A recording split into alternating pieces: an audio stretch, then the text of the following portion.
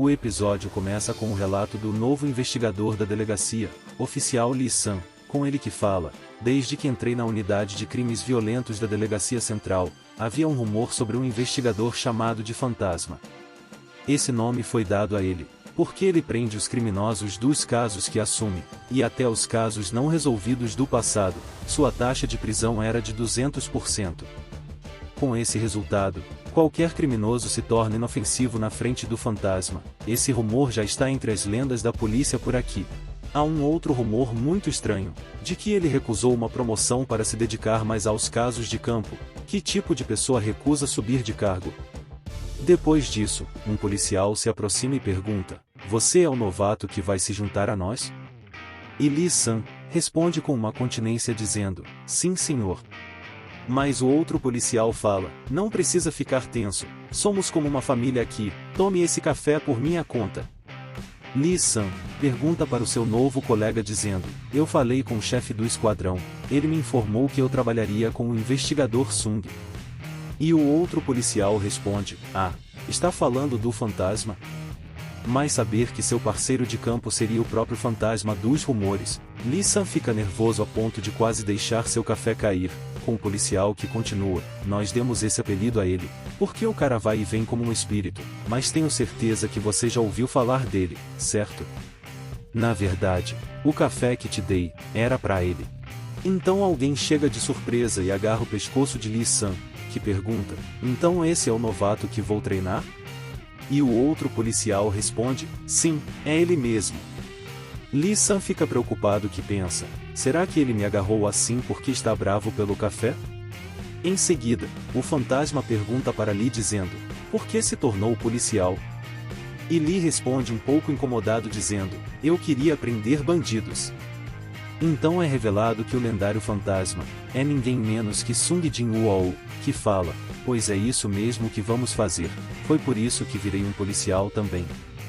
Depois disso, os dois investigadores vão juntos para as ruas resolver casos, com Lee San que diz uma última coisa: "E pensar que eu aprenderia a prender criminosos com o próprio fantasma."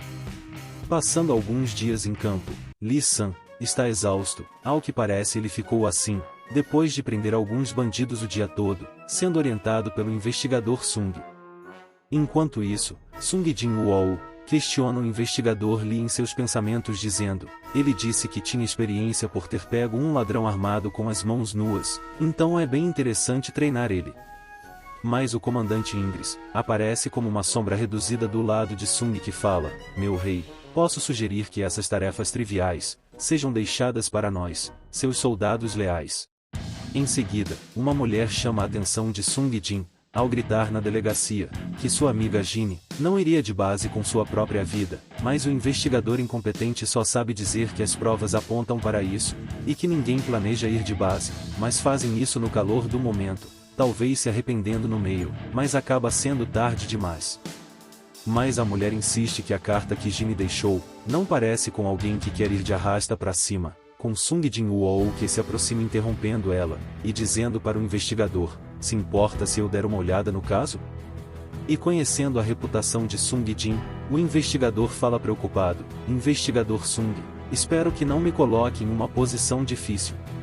Então Sung Jin fala: "A mulher foi encontrada na banheira depois de colocar guaraná pelos pulsos, a faca usada para cortar o pulso foi encontrada dentro da banheira, e as únicas digitais na faca eram dela."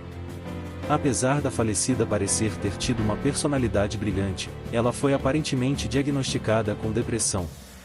Então Sung Jin conclui dizendo: "Não vejo nada de errado aqui." Isso deixou o outro investigador aliviado, mas Sung insiste dizendo: "Mas vou confirmar por conta própria, só para ter certeza."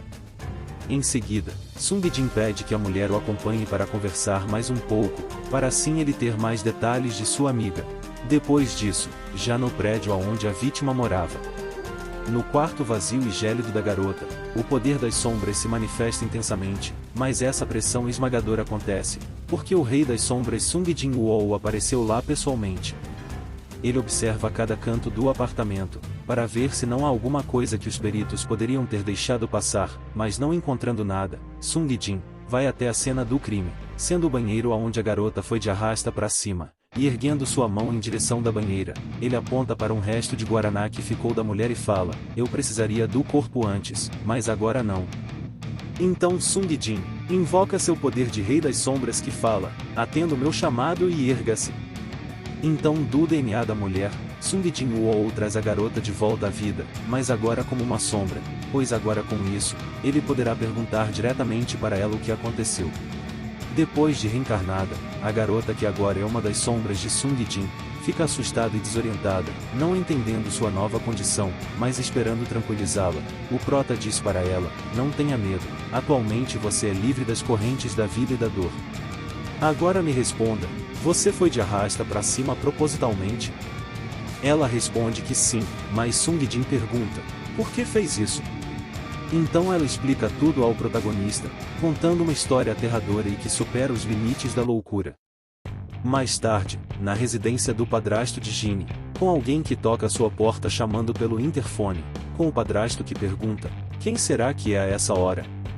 Ele olha para a tela do interfone, com o prota que mostra sua identificação para ele dizendo: sou o investigador Sung Jin Woo da Unidade de Crimes Violentos da Delegacia Central, tenho algumas perguntas sobre sua filha, poderia me dar um pouco do seu tempo?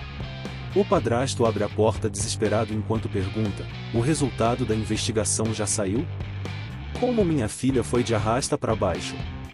Mas Sung Jin responde: não sabemos nada ainda, mas tenho algumas perguntas que gostaria de fazer sobre sua filha, poderia vir comigo?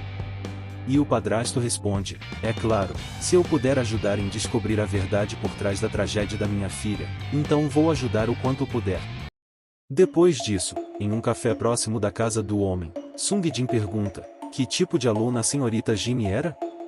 Por algum motivo, havia alguém que poderia ter algum rancor contra sua filha? E o padrasto responde: não, ela com certeza não era o tipo de criança que faria algo para os outros odiarem, ela era gentil e pura. Sinto muito, investigador, ainda não posso acreditar que minha filha me deixou dessa forma. Então o prota pergunta: você deve gostar muito da sua filha, com o padrasto chorando, que deixa seus verdadeiros sentimentos transparecerem, que responde: é claro, tenho certeza de que já sabe disso, que a Ginny não era minha filha biológica, por isso que eu amava como se fosse de verdade, não, talvez ainda mais que isso. Se ela me falasse que estava mal, que não aguentava mais, eu poderia ter feito algo. Então o prota explica para o padrasto dizendo: enquanto procedemos com a investigação, verificamos os pertences da sua filha, e descobrimos esse áudio, vamos ouvir primeiro. Na gravação do celular, estava bem claro que o áudio pertencia ao padrasto, e que era prova do terrível abuso que a garota sofreu na mão do padrasto desde que era criança, e apesar de ter conseguido escapar para longe, depois que o padrasto mandou mensagem dizendo: quero te ver, ela eventualmente escolheu acabar com a própria vida. O homem fica muito irritado que pergunta: qual o seu motivo de colocar isso na minha frente? Se seu objetivo fosse me prender, poderia ter trazido mais alguns policiais e me algemado. Mas Sung Jin responde: eu tenho duas escolhas para você, a primeira é admitir seus crimes e se entregar na delegacia, com o padrasto que pergunta: e qual é a outra? E Sung Jin responde: ao invés de admitir seus crimes, você pode pagar um preço apropriado. O padrasto fica animado com a segunda opção, e pergunta para o prota: quanto você quer? Mas o sorriso no rosto do prota estava se desfazendo aos poucos, ao ponto de ele abrir um novo sorriso dizendo: isso já é o bastante, escute bem, na verdade, esse lugar em que você está agora não é o mundo em que você estava, é um mundo diferente que criei para lembrar o mundo lá fora por um tempinho. O lugar que agora você está, é a terra dos caídos, que nenhuma alma viva pode entrar sem a permissão do seu mestre, o chamado mundo do repouso, esse é o nome da prisão em que você estará agora. Mas o homem confuso pergunta para o prota: desculpe, investigador, mas o que quer dizer com isso? E Sung Jin responde: pense bem, se lembra de como entrou aqui? Em seguida, o padrasto entra em pânico que fala em seus pensamentos: agora que pensei, esse café está com tudo ligado, mas não tem ninguém além de mim e esse investigador. E já percebendo que estava em apuros, o padrasto tenta contradizer tudo perguntando: quem é você? Isso é um sonho, não é? Não, é um pesadelo. Em seguida, ele tenta fugir, sendo a única coisa que ele pode fazer, mas uma sombra se manifesta com intenções assassinas, cercando o homem. Ele é atacado pela sombra distorcida, sendo atravessado por ela, não só uma, mas muitas vezes, tendo seu fim decretado no momento em que Sung Jin Woo estava nesse caso, pois nada escapa da fúria do monarca das sombras. Sung Jin só fica sentado em silêncio, enquanto aquele homem desprezível recebia seu castigo por ter traumatizado uma jovem que tinha todo um futuro pela frente, mas agora o padrasto está recebendo o que merece. Depois que o padrasto foi de arrasta para cima, a garota se manifesta dizendo: "Obrigada, monarca, nunca esquecerei o que fez por mim", com Sung Jin que pergunta: "O que mais posso fazer por você?" Ginny responde: "Se não for pedir demais, só tenho mais um pedido a fazer."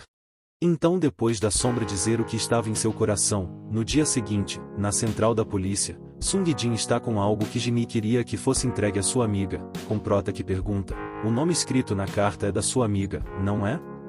"Pensei que a senhorita Ginny gostaria que esse presente fosse entregue para você também." Em seguida, Sung Jin Woo completa dizendo: "Pela evidência, a possibilidade de homicídio é extremamente baixa, e a investigação logo vai acabar também", com a garota que pergunta: "Mas não tem mesmo chance de que foi outra coisa, nem 1%? Mas o silêncio do Prota já responde à pergunta dela, e com isso, as suas dúvidas sobre o falecimento de sua amiga vão embora, só restando a garota abrir a caixa que Ginny deixou para ela, com Sung Jin que reflete em seus pensamentos dizendo: "Uma hora antes de Ginny se cortar, se aquela mensagem do padrasto não tivesse chegado ao celular dela, essas duas amigas teriam comemorado um aniversário como planejado."